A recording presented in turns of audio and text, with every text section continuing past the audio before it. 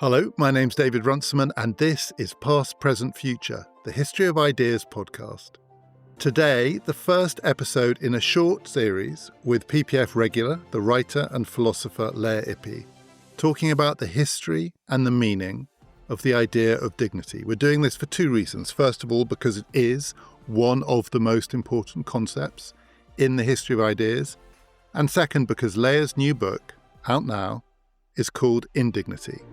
We're going to come on to that, the book and the idea of indignity, in the third of these conversations, but we're starting with dignity itself. What does it mean, and where does it come from?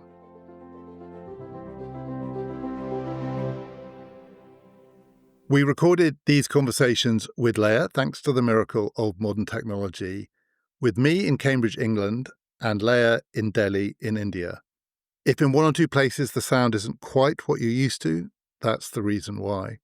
We are going to be talking about her book in detail in the third part of this series. We reference it in passing in this episode, but we're going to be really focusing on an idea and a philosopher that we've talked to Lea about before, but never in this depth: dignity and Kant. But we're also talking extensively about death and about suicide. And we begin by talking about where dignity comes from and what it's got to do with the old Roman concept of dignitas. Lea, we're talking about a concept, dignity, which today we're going to really focus on. A philosopher you and I have talked about quite a lot in the past. I'm always grateful to learn more because it's somewhere outside of my comfort zone, Kant and the Kantian idea of dignity, which is really central to understanding the whole concept. And that's going to be our focus, but then we're going to broaden it out. But we also have to sort of get to Kant, I think, because I believe it's true. He really takes that word and gives it something close to its modern meaning. But it's not a word that he invented, and it has roots, including in the Roman world and in Latin. So I think it's a complicated question, but the word that we use, dignity, does come from the Latin word dignitas. And dignitas doesn't mean dignity in the modern sense. So I think that's probably where we should start. What does the Latin idea of dignitas mean to you? If I had to give a English translation, it would be more like status, I think. So for a start, it's not for everyone. Dignity in the Roman world is not a universal concept. It's for men of public standing. It's for primarily patrician men, and it is about how the world values them and how they want the world to recognize their status. So in a way, this is a long way of saying, how the hell do we get from there to the modern idea of dignity? What does Roman dignitas mean to you? I think you're right that there is this conception of dignity that is perhaps the most widespread one in the Roman world, which is of dignity as a kind of status term. It's used most famously by Cicero, who talks about this notion of cum dignitate otium, so to basically characterize how the optimi, the best men in this kind of well-ordered republic should aim to live. And so it's something to do with honor, with an honored place, with the standing of the people who carry themselves in a certain way in the public sphere. And it's a very different conception, this status standing notion of dignity, from the notion of dignity that we're familiar with in contemporary discourse, which is nothing to do with standing, or if it is to do with standing, it's not the standing of particular people. It is the standing of a category that is central to rights discourse, to discussions of obligations. And that's basically the standing of being human, of being a certain kind of creature in a certain position, in a certain social, political, moral relation to other creatures. Before, though, we get to this kind of contemporary, to the modern and then contemporary connotations of dignity, I guess it's worth mentioning that in the Roman world, there was this other way of talking about dignity, which wasn't just status and standing, but also dignity as a kind of manner of speech. It was a figure in rhetoric, and it was part of a kind of Latin critical vocabulary to talk about the way in which we speak with dignitas.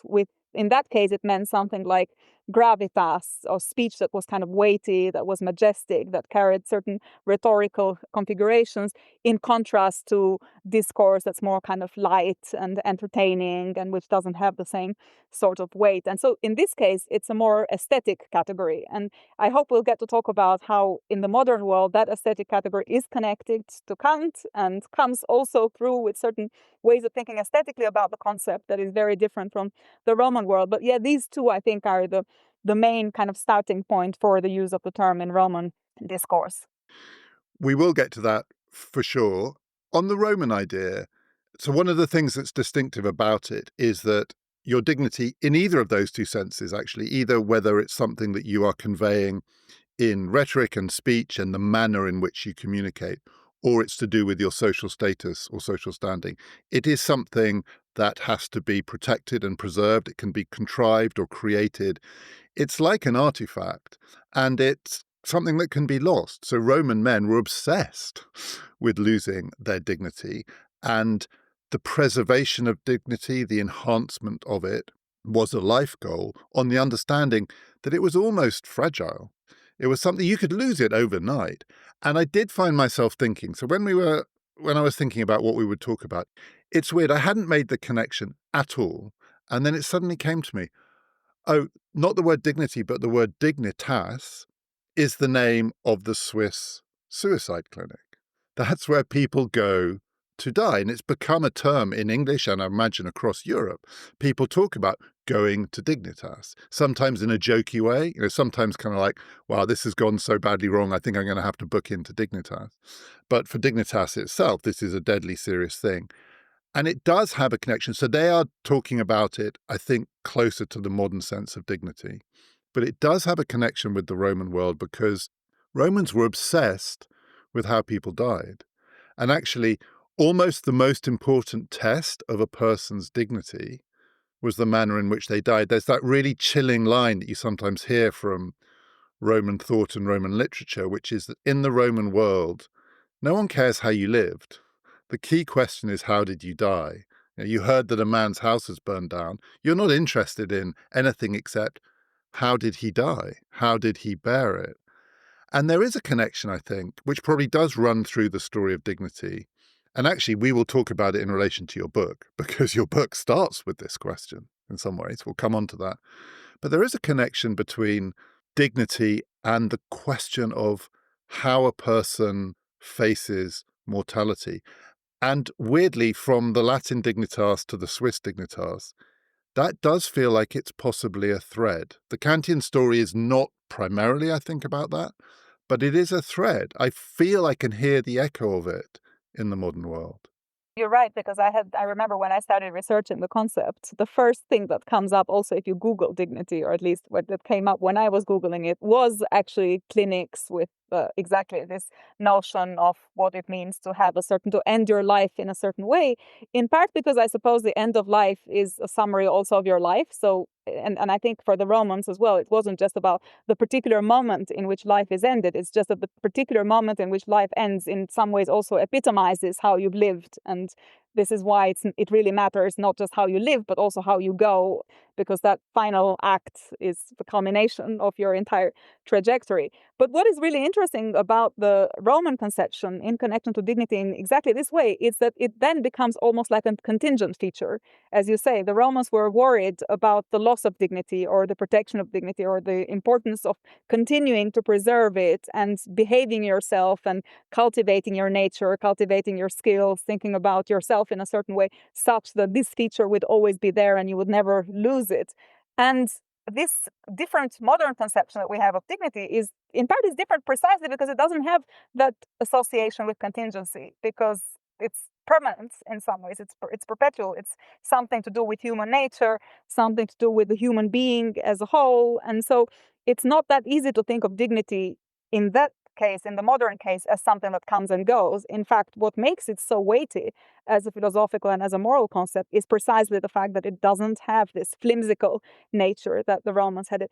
Having said that, I think in Cicero there was something similar as well. So there were these two conceptions of, or two uses of dignity. The first one was the Roman standard use that we've just mentioned, the kind of standing and status and so on. But I think Cicero also had a notion of dignitas, which was to do with the place of humans in the order of the world. And that's, I think, is a little bit similar and begins to kind of take us a little bit closer to how the concept of dignity features in post-Roman discourse, including in the Renaissance, for example. I think another really important text and author to mention here is Pico della Mirandola, who is one of the authors who actually, in this text that was then a text that was titled De Dignitate Oratione Humane, subsequently called On the Dignity of Men, where this conception of dignity emerges as a property of humans as beings with a special standing in the order of the universe. And in that case, it's not the standing of particular humans, of some humans, but of the humans as such, as creatures that are different from other animals, from other components of this kind of great chain of being. And I think that takes us closer. There's something like, there's a hint to that in Cicero. It becomes much more sharper and much more pronounced in Pico. And then I think it culminates in Kant and in the kind of Kantian, post-Kantian tradition in exactly being declined in those terms. Don't want to get hung up on the question of death, but in that Roman understanding, and as it feeds in actually to this broader notion that dignity is not contingent, it's something that attaches to us because it is a human quality that is distinctive, unique to human beings. One of the things I think that does connect all of these ideas is the question of nature and the body, actually, the human body. So we are human, but we are also animals. We can think, but we also have bodies. We can do the most amazing things. We can write poetry, we can fall in love, we can create just societies. And we also urinate and defecate and die. And one of the things I think that does underpin that Roman conception, the thing that these men were trying to preserve was their dignity over their bodies in a way. You can be let down by your body. You can be betrayed by your body. So one of the things they were terrified of was cowardice. And this runs through to the modern world and the stories of soldiers and the ways in which there is that fear that your body will let you down. And I think that does also connect to the fear of how you die. So death is itself a fact, and the question of being dead is one thing. But how you die, that is the most bodily thing that happens to anyone after being born. These are the two most bodily experiences, and we share it with the animal world. It is our nature, not human nature, but it's part of what makes us natural beings. We're not artificial. And I think that is part of the Roman idea too, actually, the sort of transcendence of the body. Actually, I was thinking about the Greek world, and in Homer, you already have this idea of the beautiful death and discussions around, Greek heroes and what kind of beautiful deaths they go through. But I think with regard to the body, what's really interesting, and that's why the moment of death really matters, is because it's a moment of kind of, deterioration, of change, of fundamental departure from all the kind of spiritual components and elevated components we associate with being alive. And there is a concern that the body itself will betray this quality that has been associated to the human throughout their lives. And that's why it matters that it's a beautiful death, or that there is a sort of concern with how someone will die, that the death will in many ways vindicate the kind of lives that they have had. And so, whether if you were a hero that dies in war heroically and in certain ways, this has a bearing on then the legacy that you create, that is not just a legacy of your life, but also the legacy of how you departed from your existence life. And I think it's because in part there's this concern that what is dignity? If it's something that is only associated to the person who is alive, then there is a concern that when the person dies, that feature is no longer there. And yet the moment of death, this moment of departure from life, needs to preserve the link with these qualities that we've associated to the person. In the case of standing and status and gravitas and dignitas, the moment of death needs to be able to vindicate this association that we've had throughout the narrative of someone's story, of someone's life. And that's why it really matters that we're not let down at the very end, that it's not a ridiculous death, or that it's not a death in which the body becomes something that we can no longer link to the life of the person. That's why it matters what kind of funeral people have. And I think ultimately that's why also it matters how they are remembered even after they die. So I don't think it's just about the moment of death, but it's also about the legacy that that moment of death creates and the links that it creates with posterity and with other people who will reflect on this moment. It's also about humiliation, and Roman culture, high Roman culture, did valorize suicide. So it was a culture in which the choice to take your own life was thought under certain circumstances, not out of cowardice, but if the alternative, say, is execution, it was dignified. We've talked in this podcast about Socrates, about Seneca. So maybe for Socrates the word doesn't exist, but in the Roman case it absolutely does for Seneca. These are dignified deaths, and it does connect to the modern arguments. Britain is going through a complicated set of arguments about assisted dying in which the language of dignity is used, and these things do all come up. Dignity in regard to a body that has not just betrayed you but is torturing you, but also autonomy and choice, the autonomy and choice. So this is not in the face of execution by a tyrant, but it's in the face of the tyranny of nature. And Rome was a society which understood that choice over the circumstances of death had to include the possibility of choosing to end your life in a dignified way if the alternative was worse. Yes, and indeed, I think the very fact of ending your life as opposed to letting it be ended means that you are asserting your will against nature and against the kind of bare elements that are threatening you. And so I think, when you think about, for example, Lucrezia, the story of Lucrezia in Roman discourse and the role that that plays and the suicide, this kind of idea of virtuous suicide, I think in all of those stories, what's really central is the affirmation of the will against nature, which is in some ways becomes also a kind of vindication of freedom, which is really interesting when you again compare the Stoic, for example, discourse on suicide with the Kantian discourse, because Kant was very much against suicide. So he thought that killing yourself was betraying the humanity in you. Whereas for the Stoics, it was the opposite. It was the affirmation of humanity against the elements of nature. And that's, in a way, what gave value to the Stoic ideal of the person who can be free regardless of what circumstances, because they can always choose to end their lives, and that is an assertion of their freedom. So let's talk about Kant now. That's a part. It's by no means the whole, but it's a part of the backstory. And just as you said there, what's interesting is you can hear these faint echoes, and at the same time, you get a very different outcome. So suicide is a good example of that. Some of the language that you just used there about the will and the ability to, in a way, assert yourself against some of the brute facts of nature, you can see a thread, but you get a very different understanding of what dignity is. For Kant himself, do we know why he alighted on that word to describe? We'll talk about what it is that he's describing, but what was it about the word? Because there are other words that you can use. I think with Kant, he actually doesn't use the word all that often. It's just that he uses it in the text that, especially in the kind of Anglo-American tradition, is the key reference text when we think about Kant's moral philosophy, which was the foundations of the metaphysics of morals. So that's where we find articulated his view on morality, on reason, on autonomy. And there he uses the term a lot. What he uses is actually the German word Würde, which is, we now translate as dignity. It's what is now part of Article 1 of the German Constitution. So human dignity is inviolable. And there, as I say, dignity is Würde, it's something like worth. It's more the context in which he uses it, which somehow unpacks the modern conception of dignity for us and then links that modern conception of dignity with all its moral connotations to a particular legal and political discourse.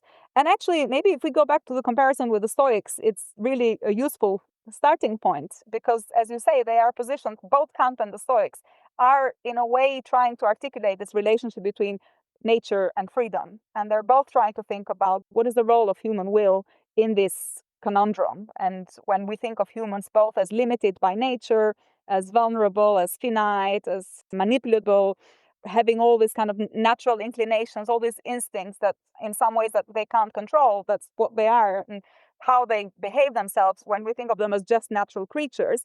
But then on the other hand, there is a kind of other order that they belong to, and that's the order of freedom. And the Stoics also had this tension between nature on the one hand and freedom on the other.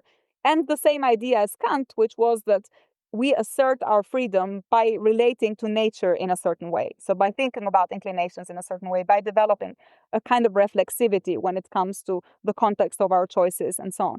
And it's really important, maybe we'll be able to unpack this a little bit. Why is it that, for the Stoics, asserting your freedom and your will against nature meant that suicide was a paradigmatic affirmation of will, that ending your life, that dying was actually the paradigmatic instance in which you show your dignity. And for Kant was an abuse of dignity, the fact that you kill yourself, the fact that you take your own life. What are you doing? And this, I think, can only be explained if you think about the fact that for Kant, it's never about the individual. So, what is core to his moral philosophy is not really how the single agent relates to either nature or the world or other human beings. It's about how the agent channels what Kant calls humanity in themselves. And so, how they relate to this broader category, which we might, say it's the species or the species being or the human species or the human being as a whole. And that's why to kill yourself is to insult humanity within you because you're sort of doing something, you're somehow taking out of yourself a very fundamental component to explaining who you are at this moral fundamental level. And that's why he thought that, for him, suicide was a kind of paradigmatic sin. And it's interesting, as I said, that for the Stoics, it was not. It was the exact opposite. It was paradigmatic virtue. Is it therefore too crude to say that for Kant, dignity attaches to humanity or the human rather than the individual? Because the Stoic version, it clearly is. Dignity absolutely has to attach to an agent that's capable of exercising choice. What makes it, for me, quite hard to understand is that this is about autonomy and it's about agency. And humanity, the abstract category, doesn't have autonomy or agency. It is just an abstract category. Dignity presumably can only manifest in things that have autonomy and agency. But as you've just described it, actually, there are serious limits to the autonomy and agency, which is the dignity of humanity itself. Then it becomes a matter of kind of controversy among even Kant scholars how you interpret this. I think the key, from my reading, the key is that, in fact, dignity and none of these kind of moral categories that we associate to Kant, the categorical imperative, autonomy, morality, it's never about the individual. Because if you take the individual is always both determined by natural motives and inclinations and instincts. So it's both part of the natural world, let's say, and part of what, Kant called the nominal world, or what we might call the realm of freedom, or part of this kind of higher order system in which we are not determined by nature, we're determined by something else, and we can explain in a minute what that something else is. So actually, what is really interesting, even in the most standard formulation of the categorical imperative, or even in the most standard formulation of Kant's morality, various principles through which he explained what morality consists of, the formulation is always treat humanity in yourself as well as in the person of others, for example, always also as an end and never as a means only. Kant doesn't say treat the individual always as an end in themselves. He says treat humanity in the person of either yourself or others. And that's because I think this category of humanity, even though it's more abstract, is what is needed to make sense of the philosophical notion of dignity that was really central to this Kantian way of thinking. That also explains how you can have dignity associated to humanity, but then you can have particular instantiations of undignified behavior. And so you can have ways of treating other people in an undignified manner if you think about humanity as this kind of broader way of referring to dignity. And then you think about the departures from that as instances of perversion or limitation or obstacles to the actual empirical, concrete manifestation of dignity, which is something that maybe we'll also talk about later, which is the key question that you raise when you think about how can it be that dignity, which is on the one hand inviolable and always there, and it's associated to our status as human beings, why does it then need to be a matter of legal regulation and political regulation? Because if it's always there, it's eternal, no one can take it away from you. How is it that it then becomes a question of political negotiation? And I think if you have this Kantian reading of dignity associated to humanity, that explains the gap between, let's say, the empirical departures from the ideal and then the philosophical ideal that is associated to the human being. Yeah, we're going to have to unpack that. And maybe a place to start is with the categorical imperative. It's often associated with much more familiar sayings like do as you would be done by, treat other people in the way you'd like to be treated yourself, act in a way that it would become a universal principle. But it seems to presuppose that this is about the relations between human beings, yourself and other people. The account that you've just described suggests there is this other thing going on, which is these other people are themselves instances of this thing called humanity. So one question to ask about that is, does dignity only relate to, under the broad heading of humanity, how humans treat humans? So in the way that humans behave, say, in relation to the natural world, say, in relation to things that aren't human, like political and social institutions. Is that outside of the bounds of dignity? So is one of the ways in which we can delimit the category that it just exclusively, even though it's not just about how you and other people relate to each other, it is only about human to human relations? Well, on this conception, before it even gets to the human to human relations, it's about a certain way of thinking about the human will. And so, one of the most famous places where Kant talks about dignity is in this kind of text called The Foundations of the Metaphysics of Moral, where he says, in the kingdom of ends, everything has either a price or a dignity.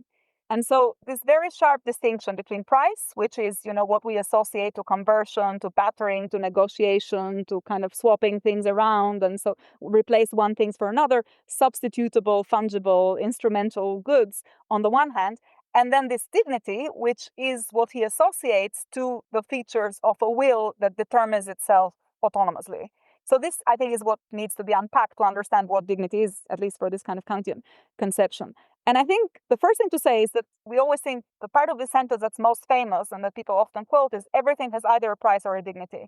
But it takes out the beginning of the sentence, which says, in the kingdom of ends, everything has either a price or a dignity. And it matters hugely whether you are in the kingdom of ends or whether you're in the kingdom of nature, let's say, which was the contrast that Kant was working with throughout, and this idea that you're determined by natural impulses, but you're also determined by a will that operates under certain conditions. And when it operates morally, the assumption is that it does so because we are not just constrained by nature, but because we also have this transcendental thing in us, which we call freedom. And the Foundations of the Metaphysics of Moral is a very curious text because it starts by saying, let's think about what duty is in any ordinary conception of morality. He says, we always use notions of duty and obligation, and it's part of our political discourse, it's part of social discourse, it's part of how we think of human relations more broadly. All philosophical traditions have some notion of obligation or other. And you can be very ecumenical about that. And then the question is, what is the ground of that? What is the foundation of it? And Kant says, when you begin to understand and unpack this idea, you realize that there can be no other ground than this assumption of transcendental freedom and autonomous willing. Otherwise, everything else is being determined by something for the sake of something else. So it cannot be, if we want to have a conception of unconditional obligation, it cannot be something that is done for the sake of reward or for the sake of money or power or for the sake of something else, which is in many ways a very familiar, again, philosophical idea, this notion that sometimes you are determined by these other things and sometimes the will is determined by itself. And the conditions under which the will can be determined by itself is this assumption of freedom, of moral freedom, more specifically. And that's what then connects to, and what Kant defines as dignity is exactly this capacity of the will to determine of itself autonomously under certain conditions, under certain moral conditions. And then you need to make a further step to think about how do these moral conditions connect to social, political life, cultural phenomena as we know them broadly. So is the implication of that you can't sort of reverse engineer it? That famous sentence, as you say, which basically says, does this have a price or does it have some inherent worth or value? Then we'll call that dignity. You can't just look at things and say, I don't think it's right to put a price on this. And people say that about all sorts of things, including nature or beauty or love or whatever. And so now we're in the realm of dignity because I have decided that this sort of stands outside of market conditions. It's a narrower category than that in a way, and it's more demanding than that in a way, because I think we're all familiar with the notion that we maybe live in a world where too many things have a price put on them, and we would like it extracted from that world of exchange and placed in a world in which we ring-fence them because they have inherent value or inherent worth. But I don't think we assume that that is exclusively about the worth of humanity. But this makes it sound as though it is. It is, yeah, exactly. So that's the kind of Kantian comeback. The Kantian comeback would be to say, well, tell me, what is it that you're grounding it? And we're starting with the assumption that you assume that it has a worth that is unconditional, because that's what it means to acknowledge obligations. So to acknowledge normativity, if you want to be more complicated, to think about, you're assuming morality. So you're thinking there's something like morality. And of course, the greatest challenge, and I'm completely fascinated by this idea, the biggest challenge and the one that I find personally hardest to resist is the Nietzschean challenge, who just tells you a very, very different story about all of this, because in the way Kant is asking you to assume that there is something like morality and says, well, all philosophical traditions assume that there is something like morality. So let's see, where is this assumption grounded on? once you bite that bullet and you assume that there is something like morality, it's very hard to, I think, resist this further Kantian move, which is to say, well, I will show you that the ground of any conception that you have, if it's not going to be instrumental, and if it's instrumental, then it's not really going to be moral properly somehow, is going to be the free will and is going to be freedom. Now, the only way to resist that move, that's why I get really annoyed when I discuss with Nietzscheans and with Schopenhauer followers. And so there's alternative tradition, which exactly denies that first move, that says, actually, you know what, I'm just going to tell you, it's not morality. Morality is just what the powerful convince you morality is, basically. And that move is much harder because that denies this first demand that this Kantian move is making. Let's not get completely sidetracked by Nietzsche, but you get two things in Nietzsche, one of which is he does want to go back to Homeric ideas of value or worth, and that is to do with human beings and how they act, among other things, in relation to each other. And contempt and the willingness to display contempt for Nietzsche is absolutely part of how human beings assert their worth. And then he is also obsessed with the body, Nietzsche, and including his own body, I think, because it kept letting him down. And the account he gives of morality in the genealogy of morality is all about human beings being unable to deal with the disgust they feel with their own bodies. So they invent purification rituals, then they invent all sorts of ceremonies that then lead to castes, priestly castes, religion. And before you know it, you're in the world of democratic, liberal, Christian morality. And it's partly because we aren't able to deal with the fact in some way that we are animals. We have bodies. Yes, but I think that's maybe a little bit, I would be a little bit more charitable on Nietzsche. I don't think he's just saying that, even though I don't like at all what he's saying. No, I'm saying that these are two of the things that he says, but it is interesting to me that he does ground his history of morality in human beings' revulsion at their own bodies.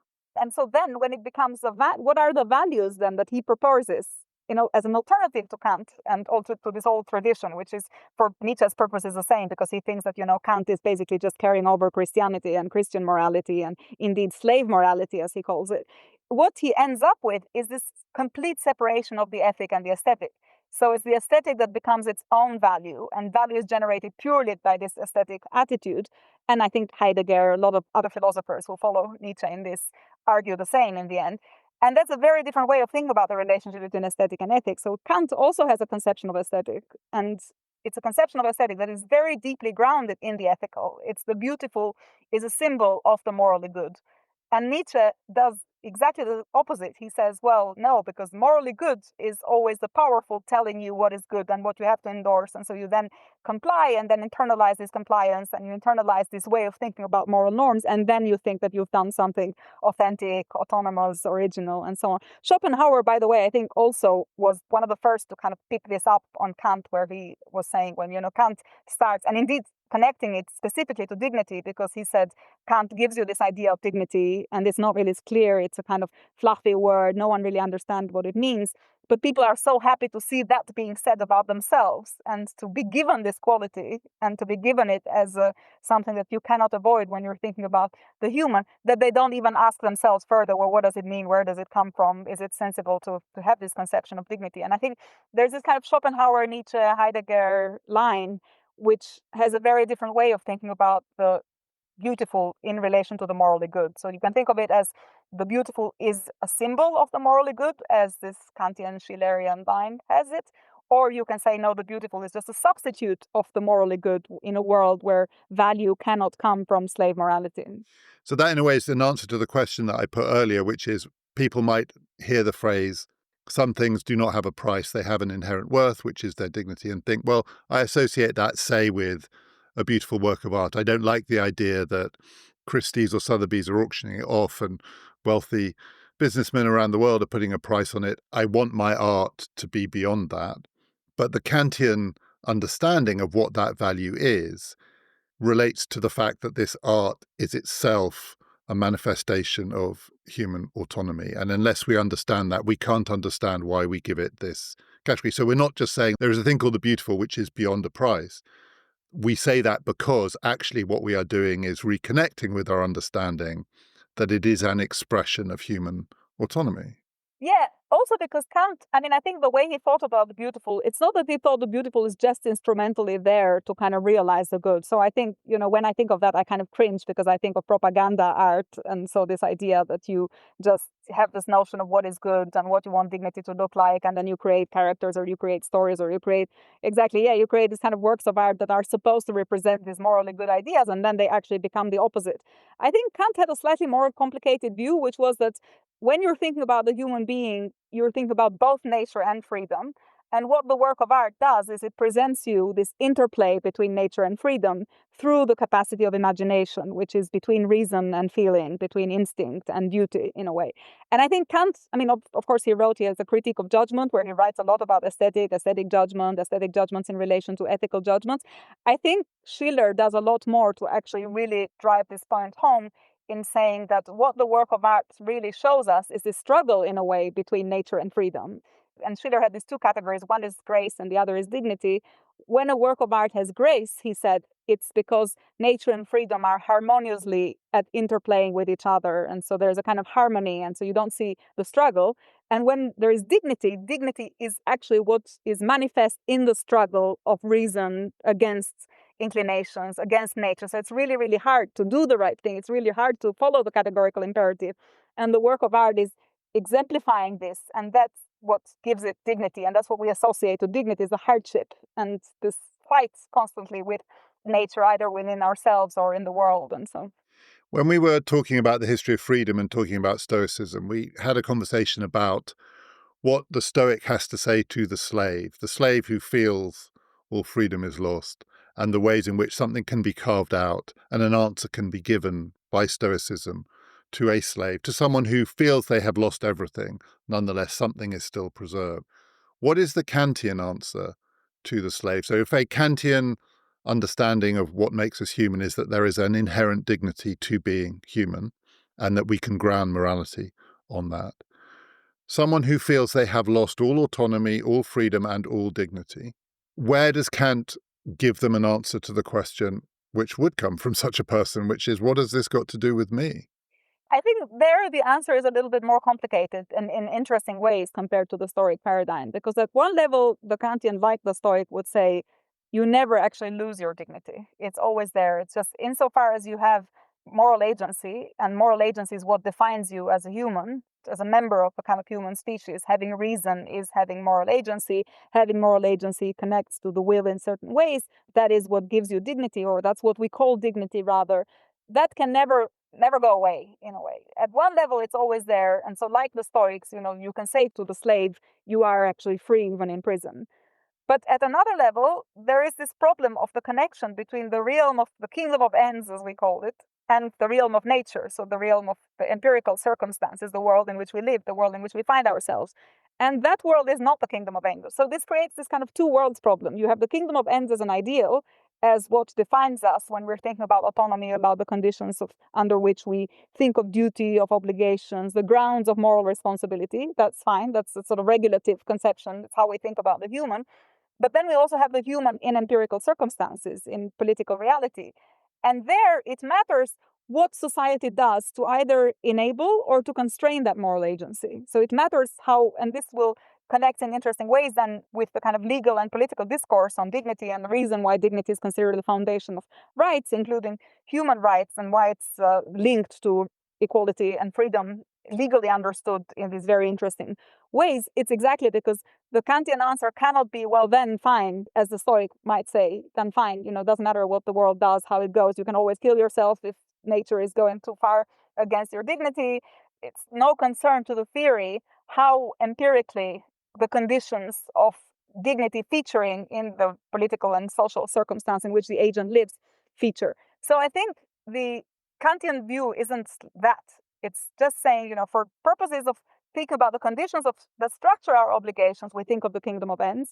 But when then we think about society and reality, this conception has a kind of critical role to play when you ask yourselves, do societies, do states, do legal systems structure themselves in ways that reflect this capacity for moral agency, or in ways that constrain them? And so when you have then apartheid societies, or when you have slave societies, or when you have deeply unequal circumstances, that is considered to be a threat to dignity. So you're in this space where you have both dignity is always there and cannot be taken away, but on the other hand, the conditions of external realization of certain features that we associate with the human can make it easier or harder.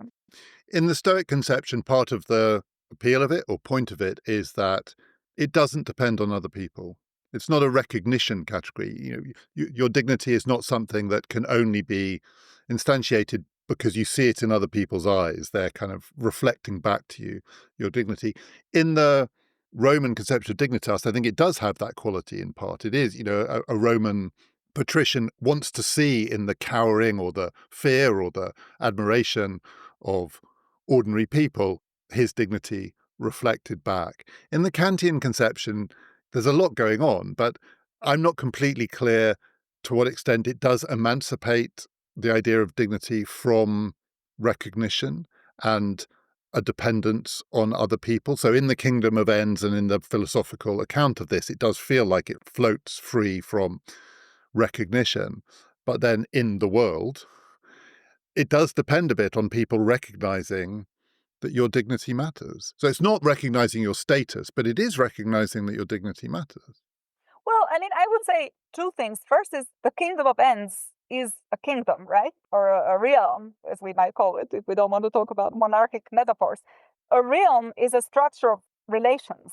It's not just a single agent. And so there as well, the relationship isn't just between the will and the person who just happens to be determined also by nature. It's the will, the person, and their relationship to other people. So I think, again, this kind of Kantian, and this is an interesting question because a lot of people think that Kant's idea of freedom is a solipsistic one, where it's just about the freedom of the moral agent.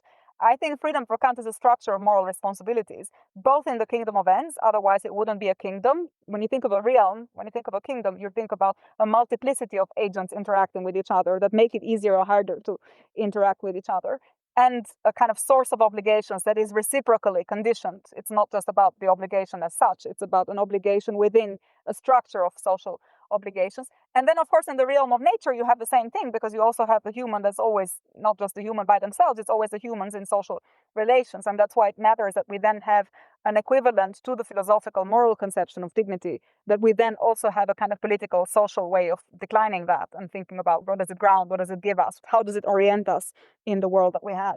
So I want to ask you a couple of questions. They're almost like yes-no questions, but the answer is not yes-no.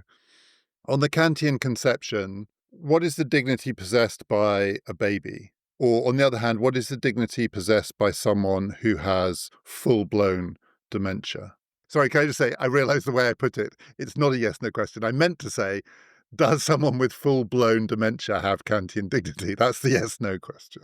Well, they do because they have humanity in themselves. And so this is, again, this goes back to this idea. Kant doesn't say the single individual is the source of moral agency.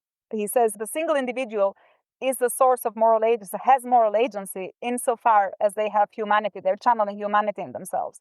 So if you have this conception of humanity, you are a human, you're a member of humanity, even if you don't have the empirical features that make any particular human act in certain ways, or you have different levels of cognition. And for that to make sense, you don't even need to think about severely impaired, mentally impaired people. You can even think about just cognitive differences between different people and natural imbalances of, natural talents or natural inclinations. So, some people find it harder to work. Some people find it easier. Some people find it easier to follow their duty. Other people find it harder. The point is, from the Kantian perspective, that in all of these specific manifestations of the human species at the individual level, all of them are channeling this transcendental category that we call humanity. Now, a lot of people in contemporary discourse, when they hear transcendental, when they hear metaphysical, they think this is horrible. We shouldn't have any metaphysical assumptions in politics and so on. But for me, that's actually the source of strength of that view, is that it's not reducing the moral conception of obligation to the single agent, that it's connecting it to this more capacious category that's humanity, and that's linking these then empirical manifestations in ways that are really interesting and that can go around these ideas of does a baby have moral agency? Well, yeah, because they have humanity in themselves. They're a member of this species that is more capacious than just the particular manifestations of the species with its particular cognitive or other impairments. It's a little bit harder with animals. Right, well, I was about to come on to animals, but just before I do, about to ask you about horses, just so you know, that's where we're going. But before I do, does that mean one of the tests of the justice of a society is the way in which it is willing, in its institutions, in its rules, to accord dignity? And this is going to connect to what we're going to go on and talk about, which is human rights discourse and so on.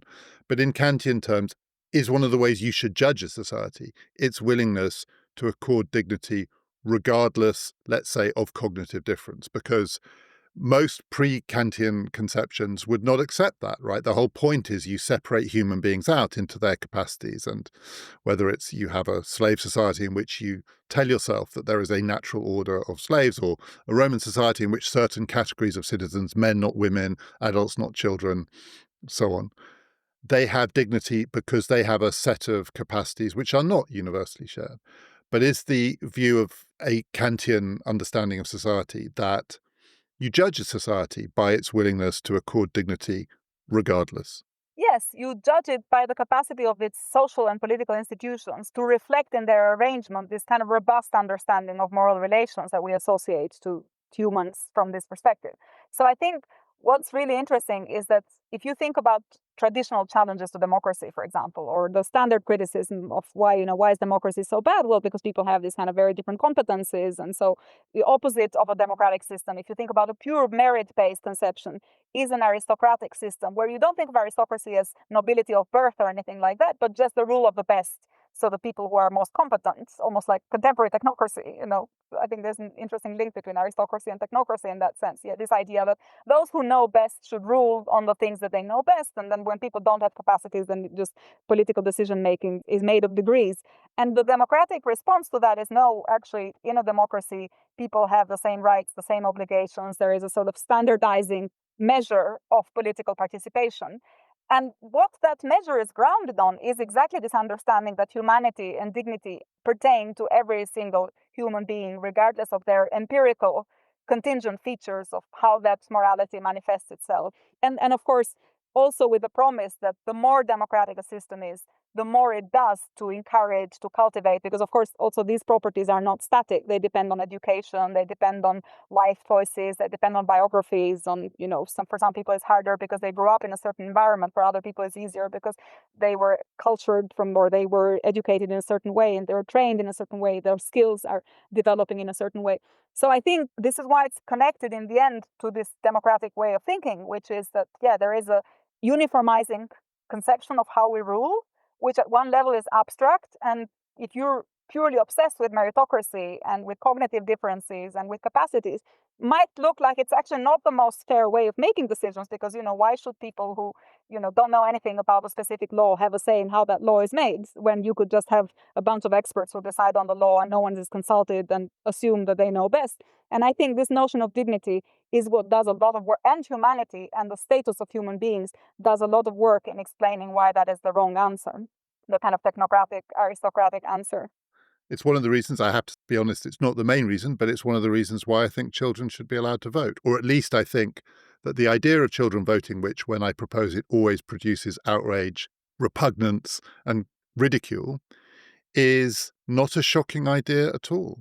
I think on the subject of children's votes, I'm maybe even more radical than you, because I think, even you could have a system of assigned voting or a system of kind of tutelage whereby you can have a vote from a child who is also very, very young, but is taken with consultation to those who are primary caregivers and know the interests of the child and so on. So there's also a question when you're asking about pure numbers, why should a family with 5 children who can't vote have the same capacity to say as a single person in the public realm when it comes to the making of the laws? And so also from a pure numerical democratic perspective, it makes a lot of sense to think of children as having votes. And then it's a question of kind of policy design.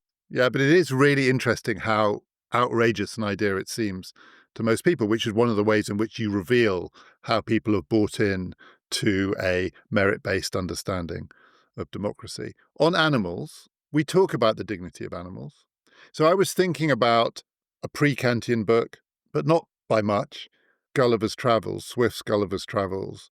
The characters at the end, the Houyhnhnms, I never know how to say it, but the horses, the intelligent horses. So on the one hand, they are there because they're human-like, and actually they reflect something which to the base, grubby, dirty, bodily humans is a form of transcendence. They are actually showing human beings what it would be like to think for yourself. But there's a reason he picked horses, I think, which is that humans see horses as having a kind of dignity. It might be an aesthetic dignity. They look noble, they are noble animals. Now, of course, you could broaden this more widely. You could say I'm being extremely speciesist in picking on horses because, why not pigs? Some people love pigs. But in a way, it doesn't really matter. Is it just a category mistake when we look at the natural world, the animal world, or the dignity of nature in itself, the beauty of nature in itself? Is it a category mistake to use the language of dignity there? Yes. I mean, at least on this conception, and this is what I was going to say, this is where maybe people decide to not go with this Kantian view, because unfortunately, the worry is that, well, first of all, you really, since dignity is connected to the capacity for moral decision making, to moral agency, and to humanity as the type of being, the type of to humans as the types of beings that because they have reason and because they're formed in a certain way and because they reflect on the world in a certain way, have this capacity. That's just what dignity is on this view. So to say then that, animals have that, well, in part the view is defined by distinguishing humans from other species on this basis. So you'd say, an animal has an instinct. If an animal needs to eat, they'll chase food. If an animal needs to drink, they'll try and drink. A human can decide to ignore those instincts. They can decide, for example, to go on hunger strike and so not eat. They have this, what we call reflexivity, the second order way of relating to their preferences, their choice, their desires, their instincts. And that is just what is distinctive about humans, is that they don't always have to follow the instinct. That is the basis of actually against which we can think of morality and we can think of moral agency. So if you then say, well, animals also have dignity, on this understanding, that just doesn't make sense because animals just do not have this moral capacity, they don't have this moral agency. Now, does that mean that you can do whatever you like to animals because they have no dignity? No, there's a lot of ways in which you can respond to that. One is to say, yes, but we are connected to animals in a certain way. So there's a link between humans and animal interest and indeed nature. Just because nature may not have dignity doesn't mean that you could just destroy it and do whatever, in part because you're concerned about future generations, other humans who also ought to relate to nature in a certain way, in part because you don't want to display a certain kind of destructive behavior that actually undermines humanity in yourself, even on this conception. So there are lots of ways of giving the critic everything they want without granting that these other species have dignity. If you say that they have dignity, the worry is that this concept becomes then so inflated that it just means everything and it doesn't do the specific work that it's supposed to do in legal and political discourse. But this, I'm afraid, is where actually people decide, okay, I'm not a Kantian because I want animals to have dignity or something. And that's just not where this line of argument can take you. But could you say that the way that we treat animals is another of these tests? So, no, we're not going to say that the animals have dignity, but actually, it's one of the ways in which we can reflect on our own dignity and worth in how we treat animals. But also, there's an aesthetic question here. So, I cited Gulliver's Travels, which is a work of art. It is one of the greatest books ever written. And it explores, I don't know if this is the Schiller idea, but it explores what it is for humans to be both animals and not animals. That's what Gulliver's Travels is about. And then it becomes a political satire off the back of that. The contingency of our natural condition, large, small, ugly, smelly, beautiful, whatever it is, and then our ability to think about that. And horses, he uses horses as one way to explore this.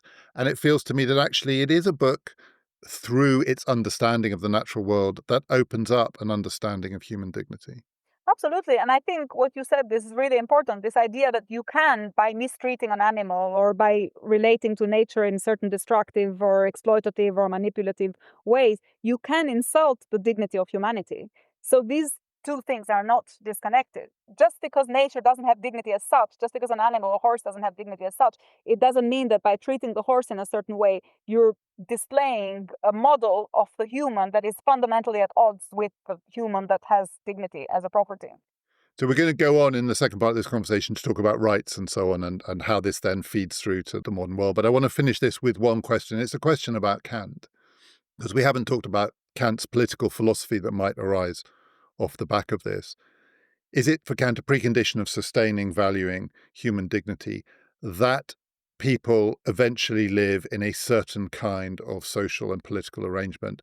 And for want of a better word, it's not the right word, but for want of a better word in the language that we now use, that arrangement has to have democratic features. Yes, it is. And this again connects back to this question of nature and freedom that we started with, because we have this model, this ideal, this moral conception of the human, and then we have the human in the world as we know it. And there is a kind of anthropology and a psychology and a social theory and social history of how the human develops. So there's a kind of evolutionary story that goes hand in hand with the normative, moral, philosophical story that we tell about the human. And how society is arranged has a huge role to play in developing a certain kind of human that brings us closer to closing the gap between the ideal, the kingdom of ends, and the kingdom of nature or the realm in which we live. And that story is a really important part of Kant's theory. I mean, Kant has three critiques. The first is called the critique of pure reason, the second is a critique of practical reason, and the third is the critique of judgment, which in many ways leads and opens the way to Kant's political writings, to Kant's theory of right. And that's because the third part of the system is all about how do nature and freedom connect with each other. So in the first critique, we have a sense of, what is a law? How do we think about reason? How do we think about regularities, patterns in nature, and so on? In the second, we have this conception of morality that emerges and the question of freedom. How do we think about freedom as the source of the categorical imperative? And then you have this further question, okay, how do these two things go together? And that's the most interesting question in a way, because it opens up to both what we were discussing in connection to art and culture and these manifestations of the spirit that try to reconcile the natural and the freedom element, and then on the other hand, the social and the political.